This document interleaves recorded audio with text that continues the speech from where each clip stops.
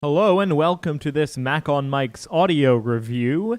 Today I will be reviewing the Shure SM7B microphone by Shure, of course.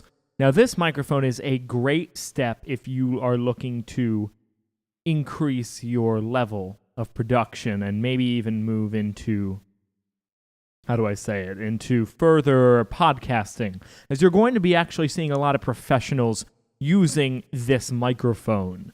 Now, its characteristics on the outside are a little bit different than a lot of the other microphones that I've reviewed here, the SM57, for instance, as it has a much thicker body and also has an included windscreen. You don't have to make an extra purchase, as the windscreen is simply a part of this microphone.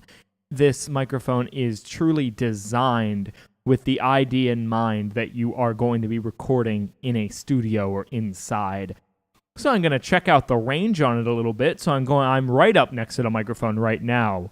So I'm going to move just a little bit back, now a few inches, and you should still be able to hear me pretty much fine, which is certainly a good thing about this microphone. It's definitely very sensitive, definitely going to be able to hear a lot. Now I'm going to move a little bit to the right side, and wow, compared to a lot of the other microphones I've looked at, this is almost incomparable to right in front.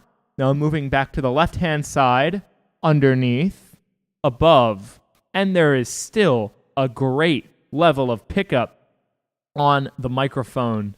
Now, this microphone is designed to be mounted on some sort of stand, typically something that's going to be hanging from above. So that's an important thing to take note of when you are using the Shure SM7B microphone. Now, another thing to keep in mind is that if you are looking to use this for a live purpose, will it work? Yes. Is it going to be the most effective use of this microphone? No. That is not what it is principally designed to work for. It is, again, an ideal studio-style microphone. The body is pretty well built. It has a very solid feel to it. Of course, this is not something you're going to be typically be holding. Again, this is something you would mount. There are also two knobs on the side that allow you to adjust the position of the microphone so that it best fits you. Now, this microphone is cardioid in its pickup pattern. So, again, you're going to have that heart shape around the microphone, but there is still a great amount of sensitivity along the side. I'm speaking along the side of the microphone right now. But if you move around a little bit back, it becomes a lot more faint to hear.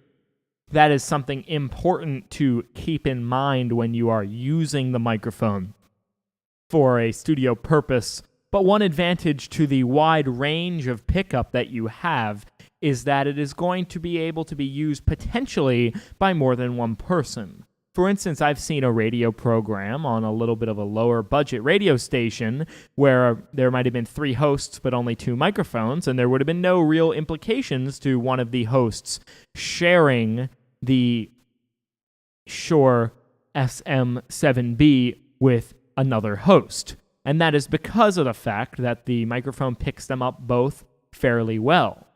Now, I would definitely recommend for this microphone, if you are going to be using it, that you pick up a preamp of some kind that's going to provide a little bit more power.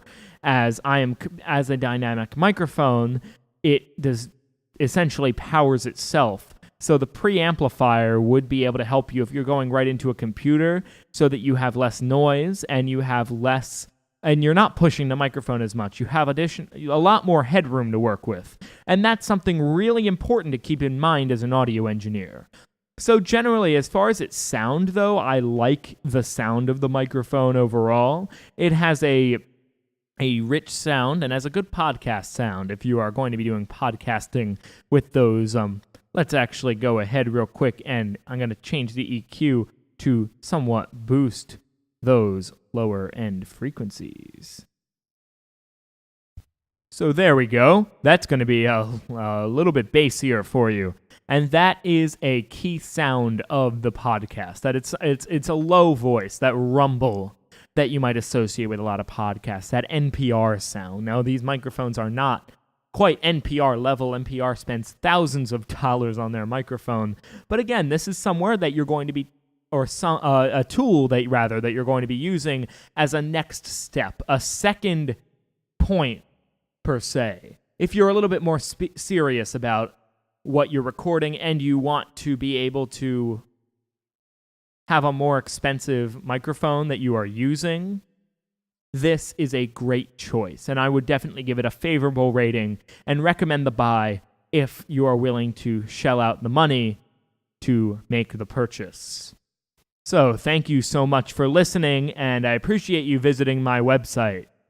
And I hope that if you like this microphone, that you'll be able to add it to your collection. Thank you.